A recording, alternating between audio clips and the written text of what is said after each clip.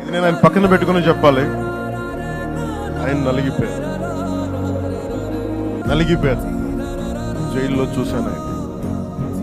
పాపం భువనేశ్వర్ గారి బాధను చూశాను. నేను అనుకున్నాను, అమ్మ మీరు కన్నీళ్ళు పెట్టకండి, మంచి రోజులు వస్తాయని చెప్పి మంచి రోజులు వచ్చింది.